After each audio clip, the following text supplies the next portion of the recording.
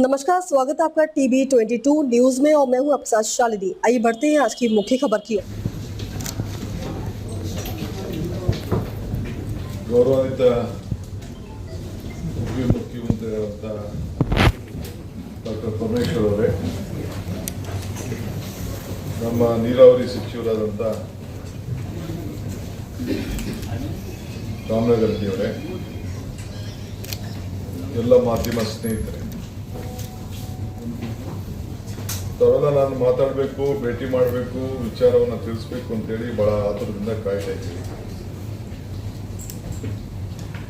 ನಾವೀಗಾಗಲೇ ಕಾವೇರಿ ನೀರಿನ ಬಗ್ಗೆ ತೀರ್ಪುಗಳನ್ನು ಗಮನಿಸಿದ್ದೀವಿ. CWRC 15 ದಿನಗಳ ಕಾಲ 3,500 TMC ಬಿಡಬೇಕು, 3,500 ಕ್ಯೂಸಿಕ್ ಬಿಡಬೇಕು ಅಂತ ಹೇಳಿ ಆದೇಶ ಕೊಟ್ಟಿದೆ. ಇಂಥ ಸಂಕಷ್ಟ ಕಾಲದಲ್ಲಿ ಅನೇಕ ತೀರ್ಮಾನಗಳು ಬಂದಿವೆ. 2016, 17, 23, 24, 17, 18, 19 ಎಲ್ಲ ಎಷ್ಟು ಆದೇಶ ಕೊಡ್ತು ಅಂತೇಳಿ ನಿಮಗೆ ನಾನು ವಿವರವನ್ನು ನಾನು ತಿಳಿಸಲಿಕ್ಕೆ ಬಯಸ್ತಾ ಇದ್ದೇನೆ. ಇವತ್ತು ಕಳೆದ 3 ವರ್ಷ ಬಹಳ ಸಂತೃಷ್ಟಿಯಾಗಿ ನಮಗೆ ಮಳೆ ಬಂದಿದೆ. ಬಹುಶಃ ಹೋದ ವರ್ಷ ಬಹಳ ಅತಿ ಇತಿಹಾಸ ಮುನ್ನವಾಗಿ ನಾವು ಕಾವೇರಿ ಪೂಜೆಯನ್ನ KRSನಲ್ಲಿ ನಮ್ಮ ಮಾಜಿ ಮುಖ್ಯಮಂತ್ರಿಗಳಾದಂಥ ಸಿದ್ದರಾಮಯ್ಯನವರು ಮತ್ತು ನಾವು ಹೋಗಿ ನೆರವೇರಿಸಿದ್ರು. ಕಾವೇರಿ ಆರತಿ ಕೂಡ ನಾನು ಮಾಡಿದೆ. ಸೊ ಜನ ಬಹಳ ಸಂತೋಷವಾಗಿ ಒಳ್ಳೆ ಮಳೆ ಬೆಳೆ ಎಲ್ಲ ಕೂಡ ಆಯಿತು. 106 TMC 177 TMC ನೀರನ್ನ ಬಿಡೋ ಜಾಗದಲ್ಲಿ 400 TMC ಹೆಚ್ಚು TMC ತಮಿಳುನಾಡಿಗೆ ಹೋಯಿತು. ಸೊ ನಾವು ಅದನ್ನು ಇಟ್ಕೊಳಕ್ ಆಗಲಿಲ್ಲ, ಬಿಡಲೇಬೇಕಾದಂತ ಅನಿವಾರ್ಯತೆ. ಅವರು ಸಂತೋಷ ಪಟ್ಟಿದ್ದಾರೆ. ಸಮುದ್ರಕ್ಕೂ ಹೋಗಿದೆ ನೀರು. ಇದು ದಾಖಲೆಯಲ್ಲಿ ಎಲ್ಲ ನಂಬರ್ಗಳು ನಿಮ್ಮ ಹತ್ರನೂ ಇದೆ, ನಮ್ಮ ಹತ್ರನೂ ಇದೆ. ಇವತ್ತು ನಮಗೆ ಬಿಳುಗುಂಡಿಗೆ ನಾವು 3,500 TMC ಅನ್ನ 3.5 TMC ಜೂನ್ ಜುಲೈ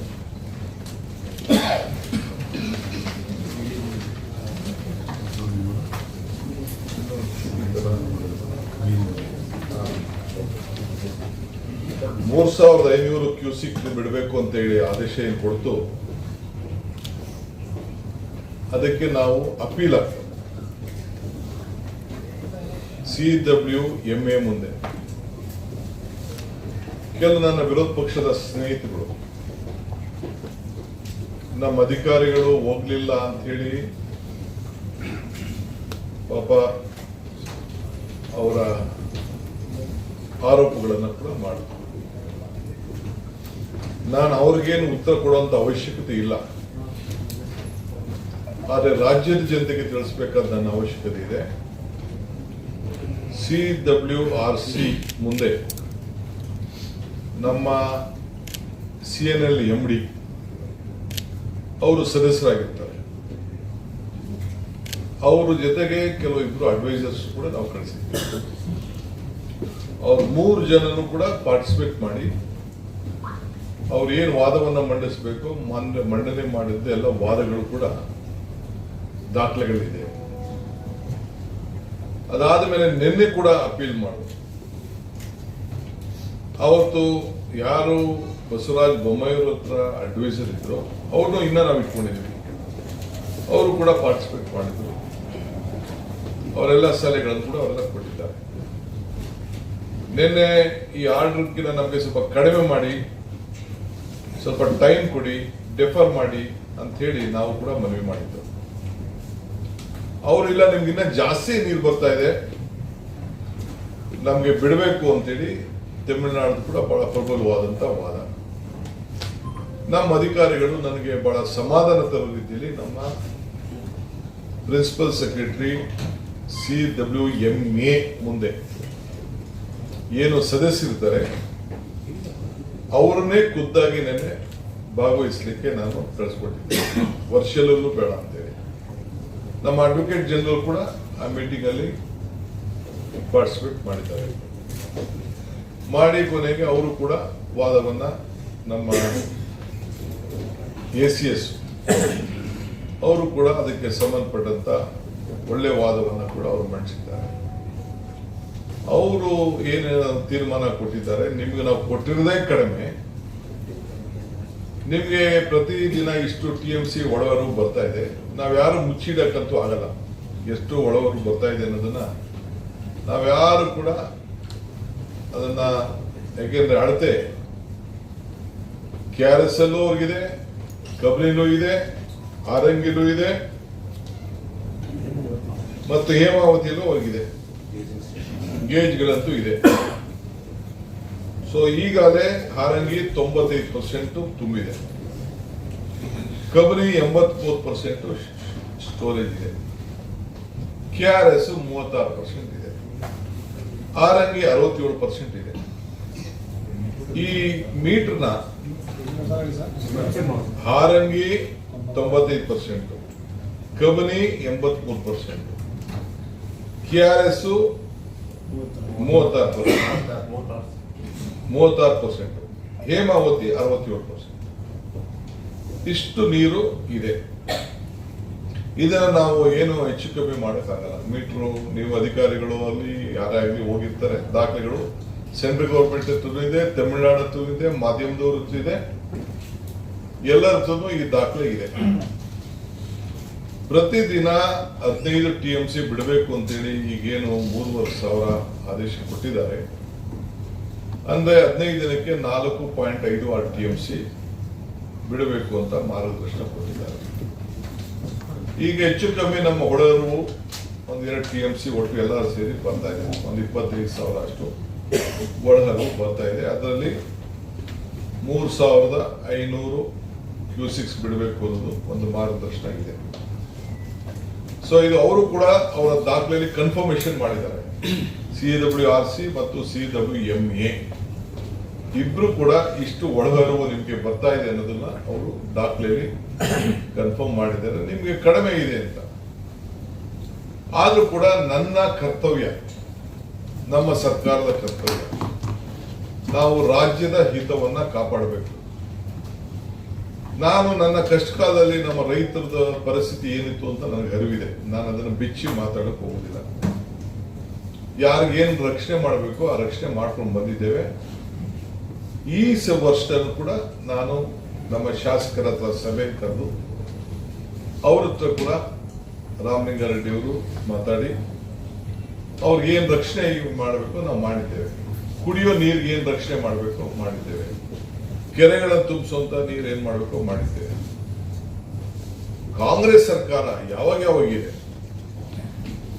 ಬಂಗಾರಪ್ಪನವ್ರ ಕಾಲದಿಂದ ಹಿಡಿದು ಇಲ್ಲಿವರೆಗೂ SM ಕೃಷ್ಣ ಸರ್ಕಾರ ಆಗ್ಬೋದು, ಸಿದ್ದರಾಮಯ್ಯ ಸರ್ಕಾರ ಆಗ್ಬೋದು, ಎಲ್ಲ ಸಂದರ್ಭದಲ್ಲೂ ಕೂಡ ನಾವು ಈ ರಾಜ್ಯದ ಹಿತಕ್ಕೆ ಎಲ್ಲ ತರದ ರಕ್ಷಣೆಗೆ ನಾವು ನಮ್ಮ ಬದ್ಧತೆಯನ್ನ ನಾವು ತೋರಿಸ್ಕೊಂಡು ಬಂದಿದ್ದೇವೆ. ಇವತ್ತು ಕೂಡ ನಾನು ರಾಜ್ಯದ ಹಿತವನ್ನ ಕಾಪಾಡಬೇಕಾದ್ದು ನನ್ನ ಕರ್ತವ್ಯ ಇದೆ. ನಮ್ಮ ಸರ್ಕಾರದ ಬದ್ಧತೆಯನ್ನು ಕೂಡ ಈಗಾಗಲೇ ನಾವು ವ್ಯಕ್ತಪಡಿಸಿದ್ದೇವೆ. ಅವರು ಆದೇಶ ಕೊಟ್ಟ ತಕ್ಷಣ ನಾವು ಅದಕ್ಕೆ ಒಪ್ಪದೆ ನಾವು ಅಪೀಲ್ ಹೋಗಿದ್ದೇವೆ.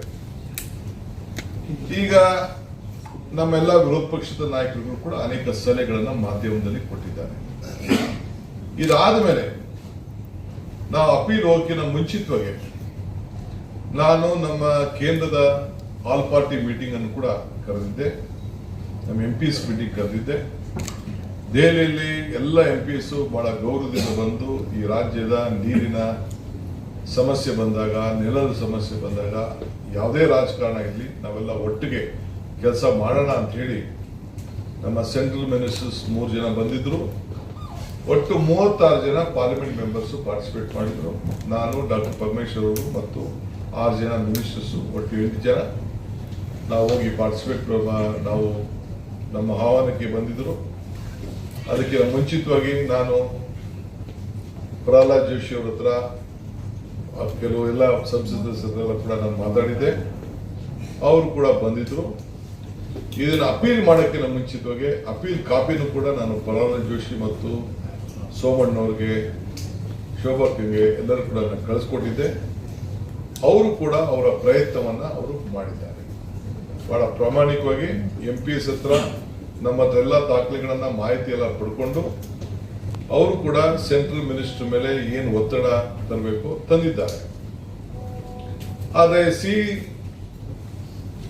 CWMA ನಿನ್ನೆ ಇಲ್ಲ ನಿಮಗೆ ಕೊಟ್ಟಿರೋದು, ನಾವು ಇದನ್ನು ಹಿಂದೆ ತೆಗೆದುಕೊಳ್ಳೋಕ್ಕಾಗೋದಿಲ್ಲ, ನೀವು ಇದನ್ನು ಇಂಪ್ಲಿಮೆಂಟ್ ಮಾಡಬೇಕು ಅಂತ ಹೇಳಿದ್ದಾರೆ. ಇವತ್ತು ಇನ್ಫ್ಲೋ ಸ್ವಲ್ಪ ನಮಗೆ ಒಳ್ಳೆಯ ವಾತಾವರಣ ಕಾಣ್ತಾ ಇದೆ. 2-3 ದಿನದಿಂದ ನಮಗೆ ವಾತಾವರಣ ಕಾಣ್ತಾ ಇದೆ. ಸೊ ಇದು ತಮಿಳುನಾಡವರು 9.94 TMC ಡಿಸ್ಟೆನ್ಸ್ ಫಾರ್ಮುಲಾಲಿ ಬಿಡಬೇಕು ಅಂತೇಳಿ ಅವ್ರದ್ದು ಮನವಿ ನಮ್ಮ ಕೇಂದ್ರ ಮಂಡಳಿ ಮೇಲೆ ಇತ್ತು. ಸೊ ಅದ್ರ ಪ್ರಕಾರ 4.25 TMC ಅಂದ್ರೆ ಡಬಲ್ ಕೇಳಿದ್ರು, ಅದು ಕಡಿಮೆ ಕೊಟ್ಟಿದ್ದಾರೆ, ಅರ್ಧ ಕೊಟ್ಟಿದ್ದಾರೆ. ಈಗ ನಾವು ಇದನ್ನು ಕೂಡ ಮುಂದೆ ನಿನ್ನೆ ಏನು ನಮ್ಗೆ ಆದೇಶ ಬಂದಿದೆ, ನಮ್ಮ ವಾದನ ಒಪ್ಪದೆ ಆದೇಶ ಬಂದಿದೆ, ಇದ್ರ ವಿಚಾರ ಚರ್ಚೆ ಮಾಡಲಿಕ್ಕೆ ನಾನು ಆಲ್ ಪಾರ್ಟಿ ಲೀಡರ್ಸ್ನ ಕಳಿಸಿದ್ದೇನೆ, ಆಹ್ವಾನ ಕಳಿಸಿದ್ದೇನೆ. ಎಲ್ಲ ಮಾಜಿ ಮುಖ್ಯಮಂತ್ರಿಗಳು ಕೂಡ ನಾನು ಬರಬೇಕು ಅಂತೇಳಿ ರಿಕ್ವೆಸ್ಟ್ ಮಾಡಿದ್ದೀನಿ. ಆ ಭಾಗದ ಸಂಸತ್ ಸದಸ್ಯರುಗಳಿಗೆ, ಸೆಂಟ್ರಲ್ ಮಿನಿಸ್ಟರ್ಸ್ಗೆ ಮತ್ತು ನಮ್ಮ ಕೆಲವು ಮಂತ್ರಿಗಳಿಗೆ ಅದು ಕೂಡ ನಾನು ಆಹ್ವಾನವನ್ನು ಕೂಡ ನಾನು ಕಳಿಸಿದ್ದೇನೆ. ನಾಳೆ 11 ಗಂಟೆಗೆ ನಮ್ಮ ರಾಜ್ಯದಲ್ಲಿ, ಭಾನುವಾರ ನಾಳೆ ಪ್ರೈಮ್ ಮಿನಿಸ್ಟರ್ ಬರ್ತಾ ಇದ್ದಾರೆ. ಸೊ ಅವರು